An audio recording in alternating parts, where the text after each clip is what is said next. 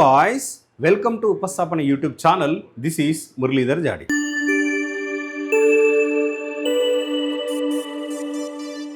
So already మన దగ్గర offline classes ప్రారంభించాము.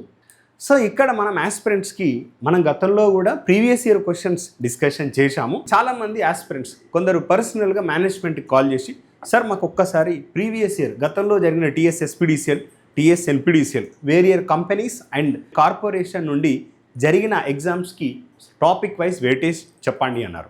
ఓకే, ఇది ఆస్పిరెంట్స్ యొక్క విజ్ఞప్తిని దృష్టిలో పెట్టుకొని దీని గురించి నేను డిస్కస్ చేస్తాను. మళ్ళీ అదేవిధంగా JLM అభ్యర్థులు అంటే వొకేషనల్ ఈటీ చేసిన ఆస్పిరెంట్స్ కావచ్చు, అదేవిధంగా ITI ఎలక్ట్రిషియన్ ఎవరైతే ఆస్పిరెంట్స్ కంప్లీట్ చేశారో ITIలో ట్రేడ్ ఎలక్ట్రిషియన్ ట్రేడ్ కంప్లీట్ చేశారో వాళ్ళు ఏ సీక్వెన్స్లో మీరు సబ్జెక్ట్ని ప్రిపేర్ అయితే మీరు స్మార్ట్గా కంప్లీట్ ట్రేడ్ థియరీని సులువుగా కంప్లీట్ చేసుకోవచ్చు, అంటే ఈజీగా మీరు ఫినిష్ చేసుకోగలుగుతారు. అది ఇంపార్టెంట్. అంతేగాని మీరు డైరెక్ట్ ఎలక్ట్రికల్ మెషిన్కి వెళ్ళారనుకోండి, ఇట్ ఈస్ ఇంపాసిబుల్. అంటే మీరు చదవడానికి చాలా ట్రబుల్స్ ఫేస్ చేస్తారు. అలా కాకుండా సబ్జెక్ట్ని ఎక్కడి నుండి స్టార్ట్ చేస్తే మీకు ఈజీగా అర్థమవుతుంది. ఆ స్ట్రాటజీ నేను ఈరోజు డిస్కస్ చేస్తాను. అట్లనే ఏ టాపిక్స్ అంటే మనం ఇప్పుడు ట్రాన్స్ఫార్మర్ అంటాం. ట్రాన్స్ఫార్మర్లో తెలియని మైనర్ టాపిక్స్ ఉంటాయి. ఆ మైనర్ టాపిక్స్ పైన కూడా మనం ఏ టాపిక్స్ పైన మనం ఫోకస్ చేయాలి, అలాంటి వాటి గురించి ఈ వీడియోలో డిస్కస్ చేస్తాను. సో ఆస్పిరెంట్స్కి ఈ వీడియో హెల్ప్ అవుతుందని నేను అనుకుంటున్నాను. యాక్చువల్గా ఎగ్జామ్ 80 మార్కులకు నిర్వహిస్తారు. 80 మార్కులు 65 మార్కులు ట్రేడ్ సిలబస్ అంటే టెక్నికల్ సిలబస్ అని పిలుస్తాను నేను. సో 15 మార్కులు అనేది నాన్ టెక్నికల్, మన తెలంగాణ స్టేట్ నుండి అడుగుతున్న GS కావచ్చు, అరిథమెటిక్ రీజనింగ్ కావచ్చు, బేసిక్ క్వశ్చన్స్ అన్నీ వస్తాయి. అవన్నీ 15 MCQsగా ఇస్తారు. ఈ 65 క్వశ్చన్లు ఫస్ట్ 65 క్వశ్చన్లు ఇదివరకు ఎగ్జామ్ అనేది ఆఫ్లైన్లో నిర్వహించారు. మరి ఇప్పుడు రాబోయే రోజుల్లో ఆల్రెడీ జెన్కో ఎగ్జామ్ వెరీ రీసెంట్గా జరిగిన ఎగ్జామ్ ఆన్లైన్లో కండక్ట్ చేశారు. ఆన్లైన్లో నిర్వహిస్తారా ఆఫ్లైన్లో నిర్వహిస్తారా మనకి ఇంకా క్లారిటీ లేదు. సో దాని గురించి మనం తర్వాత డిస్కస్ చేద్దాం. సో ఇక్కడ మనం ఏదైతే previous year paper TS LPDCL initially నేను ఫస్ట్ అయితే టీఎస్ ఎల్పీడీసీఎల్ పేపర్ చేస్తాను. అంటే ఏ టాపిక్ నుండి ఎన్ని క్వశ్చన్స్ వచ్చాయి. ఆస్పిరెంట్స్కి చాలా పెద్ద ప్రాబ్లం ఏంది అని అంటే, సార్ ఏ టాపిక్ నుండి ఎక్కువ క్వశ్చన్స్ వస్తే మేము దేనికి ఎక్కువ ఇంపార్టెన్స్ ఇవ్వాలి అంటే ఎండ్ ఆఫ్ ది వీడియోలో నేను మాట్లాడతాను దీని గురించి. సబ్జెక్ట్ వెయిటేజ్ మార్క్స్ ఏ టాపిక్ నుండి ఎన్ని క్వశ్చన్స్ వచ్చాయి మార్క్స్, ఇక్కడ నెగిటివ్ మార్కింగ్ లేదు. సో ఏ సీక్వెన్స్లో మీరు అంటే ఎలక్ట్రిషియన్ ట్రేడ్ సిలబస్ని మీరు ప్రిపేర్ అవ్వాలి. గతంలో ఇచ్చిన సిలబస్ గురించి నేను మాట్లాడుతున్నాను. సో 2018లో జరిగిన టీఎస్ ఎన్పీడీసీఎల్ పేపర్ని తీసుకుంటాను. తర్వాత ఎస్పీడీసీఎల్ పేపర్ గురించి నేను మాట్లాడతాను. ఏ టాపిక్ని ఏ విధంగా చదవాలి. సో ఈ మూడింటి గురించి నేను ఇక్కడ మాట్లాడతాను. అయితే అభ్యర్థులకు నేను చెప్పేది ఏంటి అని అంటే, మీరు ఈ ఏరియా నుండి ఇన్ని క్వశ్చన్లు వచ్చాయి, సో నెక్స్ట్ ఇదే ఏరియా నుండి ఇన్ని క్వశ్చన్స్ వస్తాయని అనుకోకండి. సో మనం ఇప్పుడు 1 by 1 చూస్తాం. గతంలో మనం SCCL ముందు అంటే సింగరేణి ఎగ్జామ్ ముందు 2023లో జరిగిన ఎగ్జామ్ ఏదైతే ఉందో దాని గురించి డీటెయిల్డ్ సొల్యూషన్ అనేది మనం చేశాం. అదే తరహాలో మన దగ్గర ఆఫ్లైన్ క్లాసెస్ కూడా అందిస్తాం అన్న డౌట్ లేదు. సో మనం పేపర్ అనాలిసిస్ అనేది తర్వాత ఇస్తాం. ఇప్పుడు ఈ వీడియోలో అయితే టీఎస్ ఎన్పీడీసీఎల్ తీసుకుందాం. దీని మొత్తాన్ని నేను నెట్వర్క్స్గా లేదంటే బేసిక్ ఎలక్ట్రికల్ ఇంజనీరింగ్గా భావిస్తాను. కానీ మనకు ట్రేడ్ థియరీ సిలబస్లో అలా ఉండదు. సో DC సర్క్యూట్స్ని మనం బేసిక్ ఎలక్ట్రిసిటీ అని కూడా పిలవచ్చు. మీరు ఇచ్చిన సిలబస్ని నేను ఒక ప్రాపర్ ఆర్డర్లో ఇచ్చాను. మనం ఇదంతా ఏంటంటే కనెక్టివిటీ ఉన్న సబ్జెక్ట్స్ అంటే కొన్ని టాపిక్స్ నేను గ్రూప్గా చేసిన. ఆ గ్రూప్లో మీరు ర్యాండమ్గా మీరు ప్రిపేర్ అవ్వడానికి లేదు, ఒకే సీక్వెన్స్లో ప్రిపేర్ అవ్వాలి. నేను ఏదైతే ఈ సీక్వెన్స్ ఇస్తున్నానో ఆ సీక్వెన్స్లో కనుక నువ్వు ప్రిపేర్ అయ్యావనుకో తక్కువ టైంలో నువ్వు సబ్జెక్ట్ గెయిన్ చేస్తావు, అక్యురేట్గా ప్రిపేర్ అవుతావు. సపోజ్ DC సర్క్యూట్స్ కాకుండా డైరెక్ట్ AC సర్క్యూట్స్కి వచ్చావు అనుకో, ఇవన్నీ జంప్ చేస్తావు. సో ఇక్కడ క్లారిటీ ఉండదు సబ్జెక్ట్ పట్ల, చాలా టెన్షన్స్ పెరుగుతాయి. టెన్షన్ పెరుగుద్ది, మైండ్ పైన ప్రెషర్ పెరుగుద్ది. సో ఆ కాన్ఫిడెన్స్ కోల్పోయే ఛాన్సెస్ ఎక్కువ ఉంటాయి. కాబట్టి వాటన్నిటిని అవాయిడ్ చేయాలంటే ఖచ్చితంగా మనం ఒక సీక్వెన్స్లో వెళ్ళాలి. సో చూడండి సార్, DC సర్క్యూట్స్ నుండి 2 క్వశ్చన్సే వచ్చాయి కదా, మరి ఎట్లా సార్ నేను స్కిప్ చేస్తా, నేను డైరెక్ట్ ఎలక్ట్రోమాగ్నెటిజం కానీ AC సర్క్యూట్స్ కానీ స్టార్ట్ చేస్తా ఎందుకంటే ఎక్కువ క్వశ్చన్లు వచ్చినాయి అంటావు. ఫస్ట్ ఆఫ్ ఆల్ నీకు DC సర్క్యూట్స్ నుండి తక్కువ క్వశ్చన్స్ వచ్చినప్పటికీ నీకు ఫండమెంటల్స్ ఆర్ ఫౌండేషన్ అనేది ఎక్కడ నుండి స్టార్ట్ అవుతుందంటే DC సర్క్యూట్స్ నుండి స్టార్ట్ అవుతుంది. సో ఖచ్చితంగా నువ్వు చదివి తీరాల్సిందే DC సర్క్యూట్స్ అనే టాపిక్ని. సో గతంలో DC సర్క్యూట్స్ నుండి 2 క్వశ్చన్స్ వచ్చాయి. సో ఏ పేపర్ ఇది 2018 ఎలక్ట్రోమాగ్నెటిజం నుండి 7 MCQs. ఎలక్ట్రోమాగ్నెటిజంలో కొన్ని 1 or 2 క్వశ్చన్స్ ట్రాన్స్ఫార్మర్కి కామన్గా ఉంటాయి, ఎందుకంటే సేమ్ కాన్సెప్ట్స్ ఉంటాయి కాబట్టి. సో ఎలక్ట్రోమాగ్నెటిజం నుండి 7 క్వశ్చన్లు అంటే చిన్న టాపిక్ 7 క్వశ్చన్లు. అంటే చూసారా, ఈ టాపిక్ అర్థమయ్యింది అనుకోండి అంటే ఈ టాపిక్ మీకు ఇంకా ఈజీగా అర్థమవుతుంది. సో ఎలక్ట్రోమాగ్నెటిజంని డీసీ సర్క్యూట్స్తో మనం కంపేర్ చేస్తాం, అంటే అనాలజీ డిస్కస్ చేస్తాం. ఎలక్ట్రిసిటీలో మ్యాగ్నెటిక్ సర్క్యూట్స్లో, ఎలక్ట్రిక్ సర్క్యూట్లో మ్యాగ్నెటిక్ సర్క్యూట్లో అనాలజీ నుండి ఖచ్చితంగా క్వశ్చన్ వస్తుంది. అప్పుడు మనం అది డీసీ సర్క్యూట్ అనలేము, ఎలక్ట్రోమాగ్నెటిజం అనలేము. ఎందుకు? అనాలజీ అంటే ఏంటిది? సిమిలారిటీ. డీసీ సర్క్యూట్స్కి ఎలక్ట్రోమాగ్నెటిజంకి సిమిలారిటీని కంపేర్ చేస్తాడు కాబట్టి మనం అది ఇది అనలేము, ఇది అనలేము. సో అలాంటి క్వశ్చన్స్ నేను కొన్ని అటు ఇటు రాశాను, మీకు ప్రాబ్లం లేదు. సో ఎలక్ట్రోమాగ్నెటిజం నుండి 7 MCQs వచ్చాయి. సో అనాలజీ అర్థం కావాలంటే first of all you should be good at DC circuits. నీకు డీసీ సర్క్యూట్స్ రాకుండా ఎలక్ట్రోమాగ్నెటిజం అనాలజీ ఎలా చేస్తావు? చేయలేవు కదా. అలాంటి పోలికని పోలి ఉన్న ఎలిమెంట్ ఎలక్ట్రోమాగ్నెటిజంలో ఏంది అని అంటాడు. అప్పుడు కష్టమే కదా నువ్వు క్వశ్చన్ సాల్వ్ చేయడం. సో పక్కాగా నువ్వు డీసీ సర్క్యూట్ చేయాల్సిందే, right. Next electrostatics and capacitors. నేను దీన్ని సింపుల్గా ఈఎస్సి అని పిలుస్తాను. ఈ అంటే ఎలక్ట్రో, ఎస్ అంటే స్టాటిక్స్ అండ్ కెపాసిటర్. మన కెపాసిటర్ సిరీస్ కాంబినేషన్ కావచ్చు, అంటే కూలుమ్స్ లా ఆఫ్ ఎలక్ట్రోస్టాటిక్స్ కావచ్చు, ఇందులో కూడా కూలుమ్స్ లా ఉంటుంది. సో వాటన్నిటి గురించి చెప్పేది ఎలక్ట్రోస్టాటిక్స్ అండ్ కెపాసిటర్. ఇక్కడ నుంచి 2 క్వశ్చన్లు వచ్చాయి. ఏసీ సర్క్యూట్స్ అంటే ఆల్టర్నేటింగ్ కరెంట్. ఇందులో మీరు చాలామంది మిస్టేక్ చేస్తారు. ఏసీ సర్క్యూట్స్లో సింగిల్ ఫేజ్ ఉంటుందండి, సింగిల్ ఫేజ్ ఉంటుంది, 3 ఫేజ్ ఉంటుంది. మనకు బుక్లో పాలీఫేజ్ అని ఇస్తాడు. పాలీఫేజ్ ఈజ్ నథింగ్ బట్ ఇండియాలో ఎక్కువగా వాడే పాలీఫేజ్ సిస్టమ్. అంటే 3 ఫేజ్ సరఫరా వ్యవస్థ ఏది, పాలీఫేజ్ సరఫరా వ్యవస్థ ఏది అని అంటాడు. 3 ఫేజ్ సిస్టమ్. ఎందుకు 3 ఫేజ్ సిస్టమ్ని వాడాలి? ఫేజ్ సంఖ్య పెరిగినా కొద్దీ ఆఫ్టర్ 3 ఫేజ్ అంటే మనం ఇన్వెస్ట్ చేసే డబ్బులు అనేటిది, ఇన్వెస్ట్ చేసే మనీ అనేది ఎక్కువ ఖర్చు అవుతుంది. అందుకోసం మనం బియాండ్ 3 ఫేజ్ సిస్టమ్ వెళ్ళాం, ఓన్లీ 3 ఫేజ్ సిస్టమ్ దగ్గర అవుతుంది. దీన్నే మనం ఎక్కువగా ఉపయోగించే పాలీఫేజ్ సిస్టమ్ ఏది అని గతంలో క్వశ్చన్ అడిగాడు. ఎక్కువగా ఉపయోగించే పాలీఫేజ్ సిస్టమ్ 3 ఫేజ్ సిస్టమ్, గుర్తుపెట్టుకోండి. సో ఇక్కడ మనం single phase AC circuits discuss చేస్తాం, 3 ఫేజ్ ఏసీ సర్క్యూట్స్ డిస్కస్ చేస్తాం. సో మళ్ళీ దీన్ని నేను పవర్ సిస్టంలో మళ్ళీ కామన్గా డిస్కస్ చేస్తాను, ఎందుకంటే కంటిన్యూటీ, దీనికి దానికి కాంబినేషన్, అంటే దీనికి దానికి చాలా రిలేషన్ ఉంటుంది. సో ఇక్కడ నుంచి 7 క్వశ్చన్లు వచ్చాయి. సింపుల్ క్వశ్చన్స్, ఎక్కువ క్వశ్చన్స్, ఒక 5 questions, 5 to 6 questions single phase circuits నుండి వచ్చాయి, 1 or 2 క్వశ్చన్స్ 3 ఫేజ్ సర్క్యూట్స్ నుండి వచ్చాయి. సో ఇక్కడ అందరూ ఈ 3 ఫేజ్ సర్క్యూట్స్ని నెగ్లెక్ట్ చేస్తారు, ఈ 3 ఫేజ్ సర్క్యూట్ని నెగ్లెక్ట్ చేస్తారు. నెగ్లెక్ట్ చేయొద్దు. 2 questions simple questions. AC circuit చదివామంటే 3 ఫేజ్ సర్క్యూట్స్ ఈజీ, కాబట్టి దీన్ని నెగ్లెక్ట్ చేయొద్దు. ఓకేనా? 7 క్వశ్చన్లు వచ్చాయి. బ్యాటరీస్ నుండి 7 క్వశ్చన్లు. అసలు మనం ఊహించాం, బ్యాటరీ చాలా చిన్న సబ్జెక్ట్.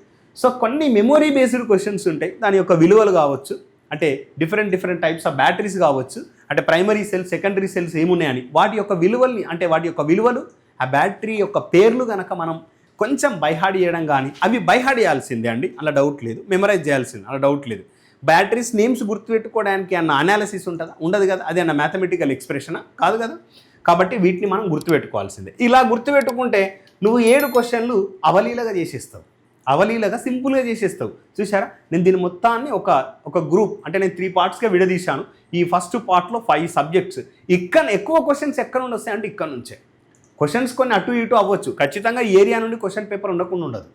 ఈ ఏరియా నుండి ఎక్కువ క్వశ్చన్స్ వస్తాయి, కాబట్టి దీనికి ఎక్కువ ఇంపార్టెన్స్ ఇవ్వండి అనను నేను. ఖచ్చితంగా దీనికి ఇంపార్టెన్స్ ఇవ్వాలి. రేపు ఈ స్ట్రాటజీ మారవచ్చు, సేమ్ స్ట్రాటజీ రాకపోవచ్చు. రేపు డీసీ సర్క్యూట్స్ నుండి 7 క్వశ్చన్స్ రావచ్చు, ఏసీ సర్క్యూట్స్ నుండి 2 క్వశ్చన్సే రావచ్చు. కాబట్టి మీరు ఈ ప్రపోర్షన్ని మెయింటైన్ చేయలేరు, వాళ్ళు ఇదే ప్రపోర్షన్ని మెయింటైన్ చేయలేరు. ఒక్కొక్క ఎగ్జామినర్ ఒక్కొక్క విధంగా ఎంసీక్యూస్ ఇస్తారు. దీని గురించి మీరు ఇదే అని మెంటల్గా ఫిక్స్ అవ్వకండి. సో నేను మళ్ళీ ఫర్దర్గా కొన్ని క్వశ్చన్ పేపర్స్ డిస్కస్ చేస్తాను కాబట్టి మీకు అక్కడ క్లారిటీ వస్తుంది. ఇంకా వీలైతే కంపారిజన్ కూడా తీసుకుంటాను. Next transformers, electrical machines 1, 2, 3, 4, 5. Okay, నేను 5 పార్ట్స్గా డివైడ్ చేశాను. ఎలక్ట్రికల్ మెషిన్స్లో ఫస్ట్ మెషిన్ చూడండి, మీరు ఇదే సీక్వెన్స్లో సబ్జెక్ట్ని తీసుకెళ్ళండి. బ్యాటరీస్ కూడా ఇదే సీక్వెన్స్లో.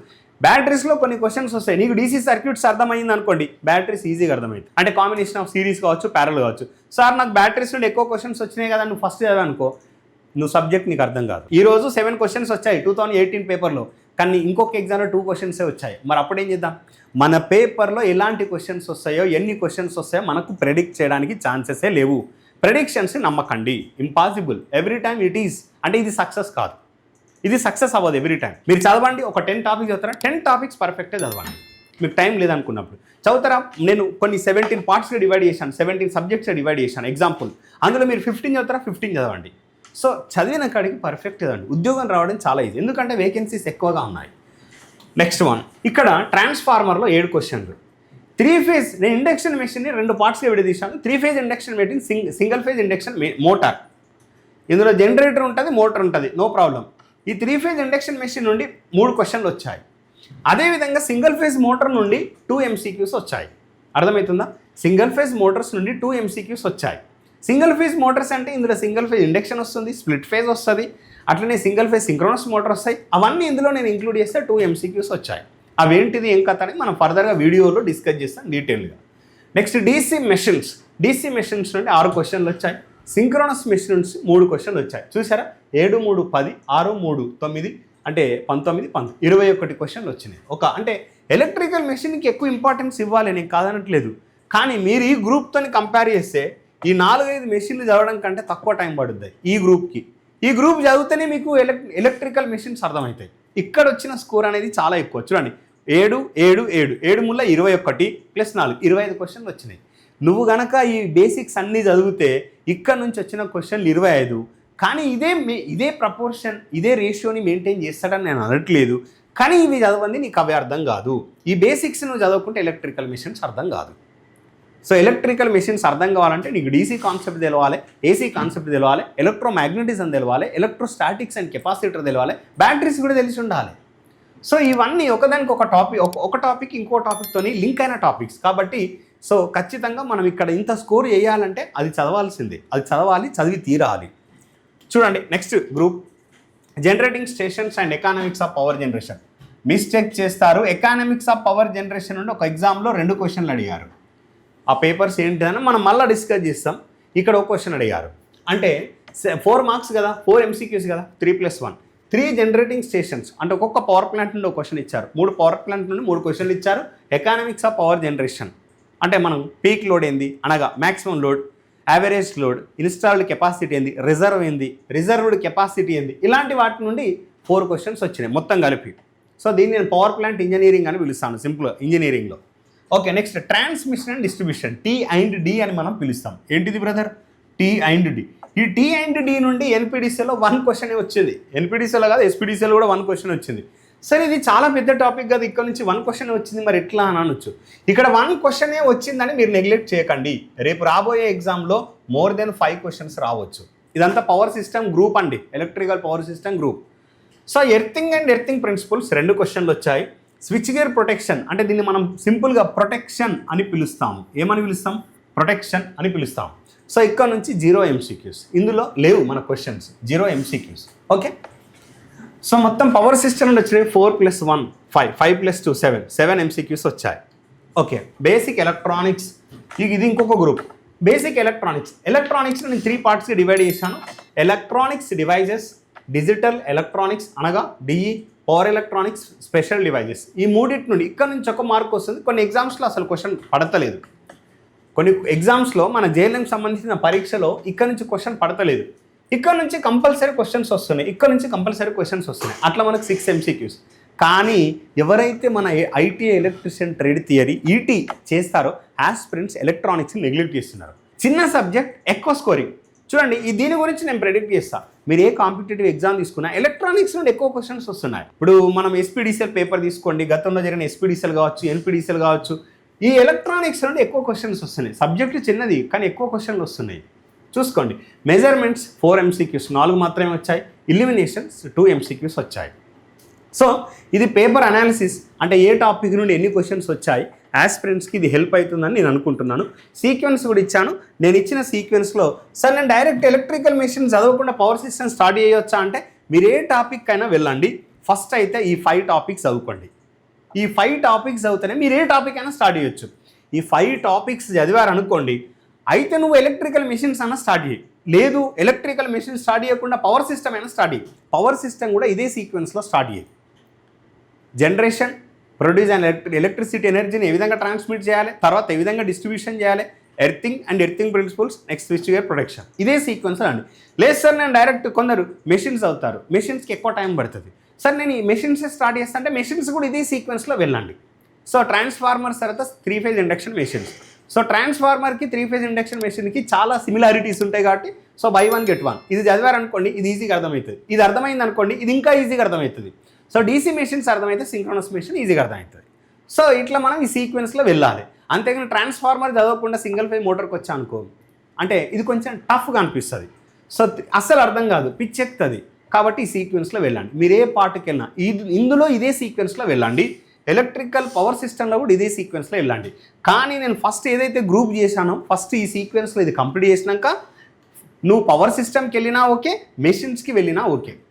ఓకే, నెక్స్ట్ మీరు ఇది లాస్ట్లో ఇది చూస్ చేసుకోండి. Basic electronics, measurements, illumination. Measurements రావాలి అని అంటే ఖచ్చితంగా మనకు మెషిన్స్ రావాలి. మెజర్మెంట్స్ చదివే ముందు ఖచ్చితంగా మనకు మెషిన్స్ కంప్లీట్ అయిపోయి ఉండాలి. కాబట్టి చూసుకోండి. ఇల్యూమినేషన్ కూడా. సో ఇదంతా ఏంది అని అంటే ట్రేడ్ థియరీ సిలబస్, ఒక టాపిక్ ఇంకో టాపిక్కి సంబంధం ఉన్న సిలబస్ కాబట్టి కొంచెం చదివే స్టైల్ అనేది కేర్ఫుల్గా ఉండాలి. సో మెజర్మెంట్స్లో ఏమేమి మీటర్స్ ఉంటాయి వాటి గురించి మనం ఫర్దర్గా ఆఫ్లైన్ క్లాసెస్లో డిస్కస్ చేస్తాం. అదేవిధంగా మనం ఎలాంటి క్వశ్చన్స్ వచ్చినాయి అనేది కూడా ఆన్లైన్లో ఇక్కడ మనం యూట్యూబ్లో మనం పోస్ట్ చేస్తూ ఉంటాం. కాబట్టి ఇది అనాలిసిస్. మరి మనం వీటికి సంబంధించిన క్లాసెస్ ఎక్కడ ఇస్తున్నాం? హనుమకొండలో ఆఫ్లైన్ క్లాసెస్ ఇస్తున్నాం. ఆల్రెడీ క్లాసెస్ స్టార్ట్ అయ్యాయి. సో ఇక్కడ హనుమకొండ, వరంగల్. సో స్ట్రాటజీ కూడా నేను ఫస్ట్ వీడియోలో చేశాను.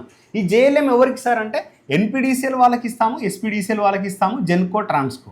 NPDCL, SPDCL, ట్రాన్స్కో, జెన్కో అందరికీ ఇస్తాము. ట్రాన్స్కో, జెన్కో. ఓకే. సో ఎవరైనా మీరు ఇంట్రెస్ట్ ఉన్నట్లయితే ఆఫ్లైన్ అడ్మిషన్ కావచ్చు, ఆన్లైన్ అడ్మిషన్ కావచ్చు. సో మన దగ్గర ఆఫ్లైన్ క్లాసెస్ ఉన్నాయి, ఆన్లైన్ క్లాసెస్ కూడా ఉన్నాయి. ఆఫ్లైన్ అండ్ ఆన్లైన్ క్లాసెస్ కేర్ఫుల్గా చూడండి. మీకు ఎవరికైనా మా క్లాసెస్ పట్ల ఇంట్రెస్ట్ ఉన్నట్లయితే కింద స్క్రోల్ అవుతున్న నంబర్స్కి కాల్ చేయండి. మా మేనేజ్మెంట్ మీకు మరిన్ని డీటెయిల్స్ చెప్తారు. Okay, thank you. All the best.